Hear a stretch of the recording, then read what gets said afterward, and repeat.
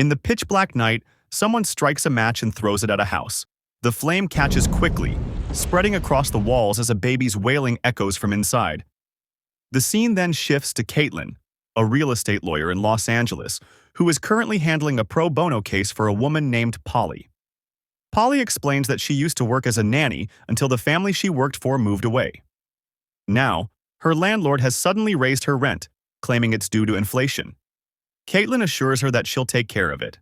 Curious, Polly asks why Caitlin is working despite being pregnant. Caitlin just smiles and brushes it off. After their meeting, Caitlin gets into her car and, while on the phone with a colleague, suddenly goes into labor. Soon after, Caitlin gives birth to her daughter, Josie. One day, Caitlin's older daughter, Emma, asks her why the animals in video games aren't real. Caitlin says she doesn't know while transferring Josie to her car seat, but the stroller accidentally rolls into the street and gets bumped by a car. Caitlin scolds the driver, telling her to drive carefully since there are children around. The woman curses at her, calling her a dumb bitch. Just then, Caitlin's husband, Miguel, comes out of the house. Caitlin tells him what happened and suggests they should get a stop sign installed on their street. Miguel shrugs it off. People don't stop in LA, he says. Later, at the farmer's market, Caitlin runs into Polly. She asks about the rent issue. Polly says the landlord hasn't backed down, but she's managing. Miguel joins them, and Caitlin introduces him. Then Emma interrupts, saying she wants to go. Sensing Caitlin's stress, Polly offers to babysit the girls, reminding her that she used to be a nanny before. Caitlin gratefully says, "That would be amazing. I'll check with my husband first." Then she asks for Polly's number. That evening, she tells Miguel that Polly used to work as a nanny and that she's thinking of hiring her to babysit the kids. Miguel agrees, saying it might be good for Caitlin to have some help. That night, Caitlin calls the reference number Polly gave her for the family she nannied. A woman named Rosanna answers, praising Polly's kindness and her natural way with children. Feeling reassured, Caitlin decides to hire Polly. She shows her around the house, explaining how to prepare the baby bottles and pointing out her breast milk supplements. Polly casually asks, "No formula?" Caitlin replies, "That stuff is just sugar." "I don't give it to Josie." While Polly takes care of Josie, Caitlin goes upstairs to wash her face and take her antidepressants. Later that evening, as Polly is about to leave, Caitlin invites her to stay for dinner, and she agrees. During dinner, Caitlin and Emma get into a heated argument. Polly gently suggests that she give Emma some space. Caitlin sighs and wistfully says, "Emma's always been willful, even as a baby." The moment I put her down, she'd start screaming. Polly's phone buzzes, and Caitlin says, "You know what? Don't let me keep you."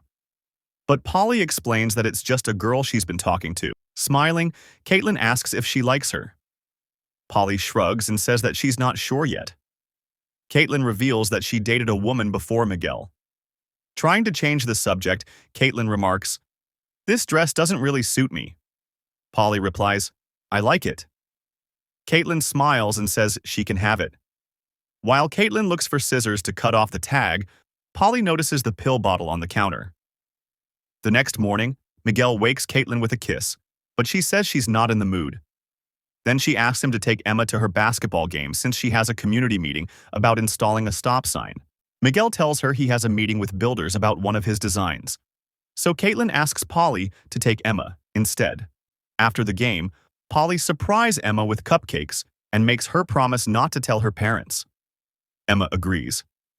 Polly then feeds some of the frosting to baby Josie. Emma frowns and says, "That's too much sugar." Polly smiles and replies, "It's not that bad." Curious, Emma asks if Polly's mom let her eat sugar when she was young. With a wistful look, Polly says, "She did. My mom used to make the best cupcakes. But she died when I was little. After that, I had to live somewhere where I ate tuna straight from the can, like a cat." Nope. Back home, Polly plays with Josie while Miguel watches them. That afternoon, Caitlin prepares dinner for her best friend and colleague, Stuart, and his girlfriend, Bethany. Miguel joins her in the kitchen, eyeing her skeptically, but Caitlin reassures him that she can cook. Moments later, Polly slips in, quietly pours something into the sauce, and warns Caitlin that it's starting to burn. That night, during dinner, Caitlin and Stuart discuss the importance of having a stop sign in the streets. Stuart then asks Polly where she's from, and she replies, Boyle Heights. Why so far? Stuart asks. Polly admits, that's where I can afford to live. Oh, I get you. Then she asks him the same question. He replies, Silver Lake. Oh, I get ya, Polly says.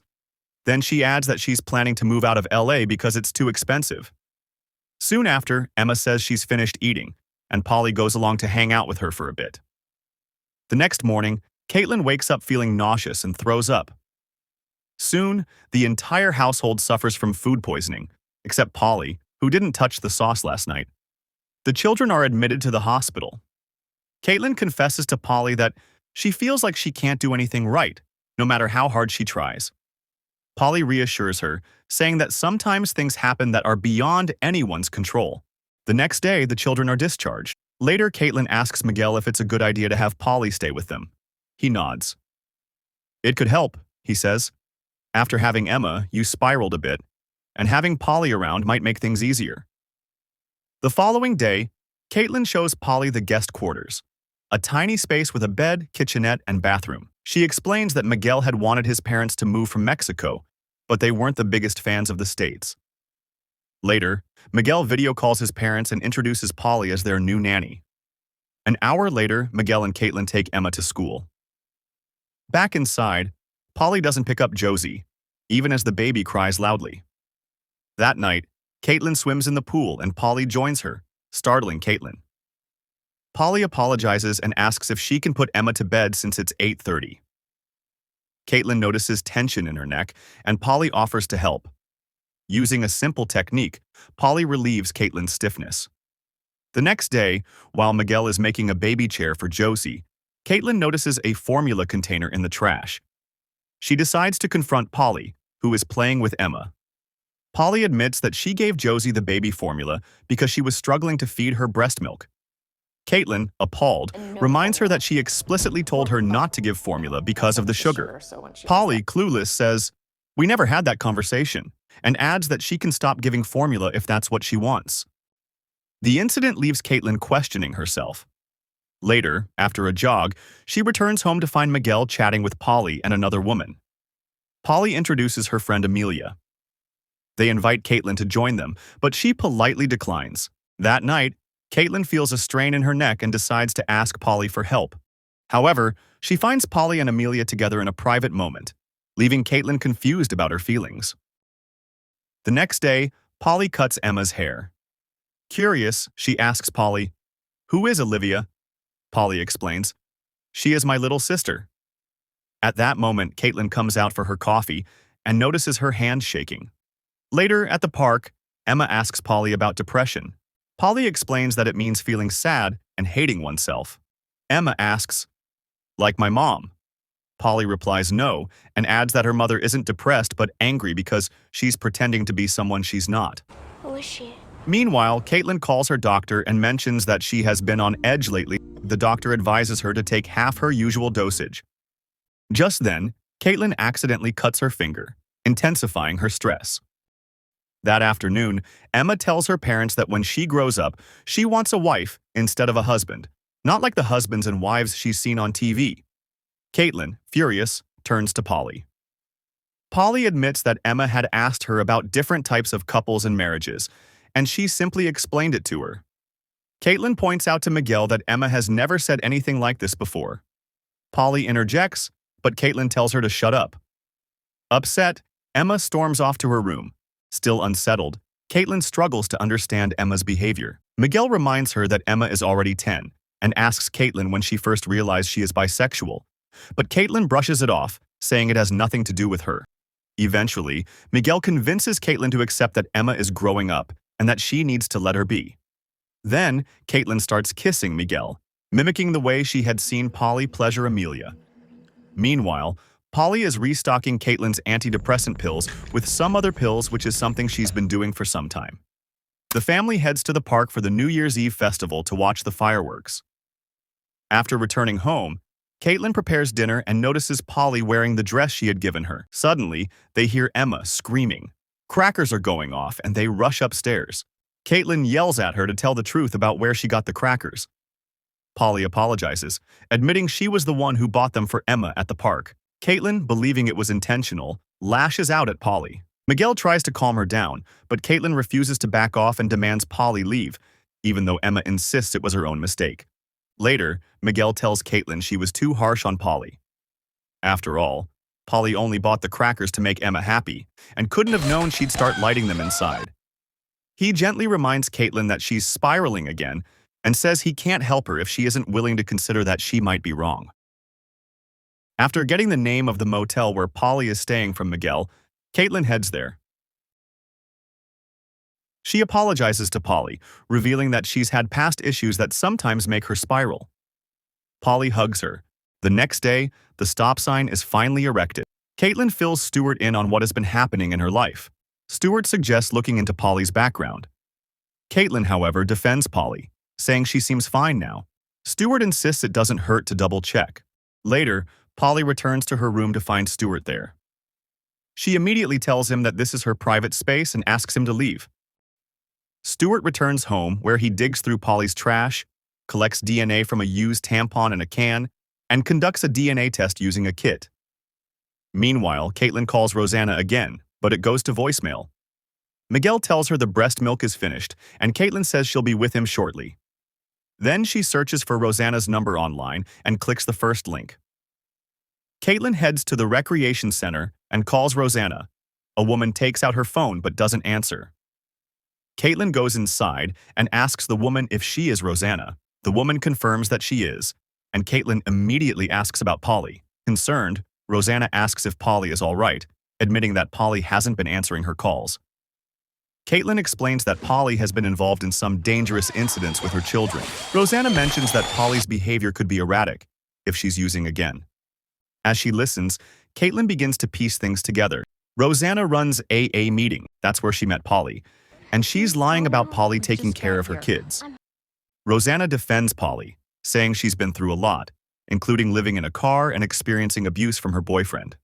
Caitlin scoffs, believing it's all lies.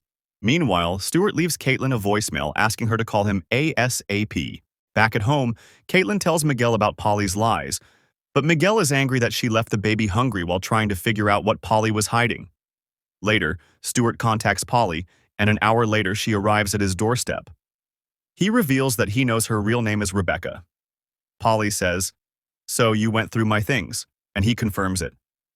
Stuart then talks about how Polly grew up in San Bernardino, the same as Caitlin, whose real name was Jennifer, and how Polly's family died in a fire when she was 7, and Caitlin is sent away after that incident. Polly insists that Caitlin killed her parents, but Stuart interrupts, saying something happened to Caitlin before the fire. Stuart tells Polly that he hasn't revealed the truth to Caitlin yet and urges her to come clean with Caitlin, or he will do it himself. Polly excuses herself to the restroom, and moments later she strikes and kills him, taking the evidence with her. Hours later, Caitlin receives a call from Bethany, who tells her that Stuart has been attacked during a break-in. Caitlin rushes to the hospital and tells an officer that Stuart had been investigating Polly and that she might be involved. The officer replies that he's not in charge of the case, leaving Caitlin frustrated. Listen to me. Ma'am, please lower your voice. Thank you. Caitlin heads home and orders Polly to leave immediately. When Polly doesn't get up, Caitlin goes to her room and starts packing her clothes. She then spots Emma with Polly and lunges at her, and in the ensuing struggle, Caitlin accidentally hits Emma. A week later, Caitlin is on the phone with her lawyer. She reassures Caitlin that it was the right decision to move out. The lawyer points out that Polly will remain in the house, as Miguel still needs help with the kids. Caitlin insists on seeing her children, and the lawyer says she will make arrangements.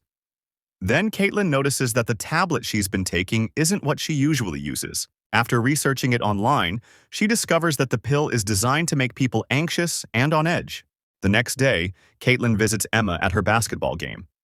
She admits to her daughter that she knows she's been too hard on her and watching her too closely, but explains it's because nobody has looked out for her. Emma then shows Caitlin a newspaper clipping she found in Polly's room. Can we go now? Caitlin suddenly understands that Polly's true purpose is to exact revenge on her.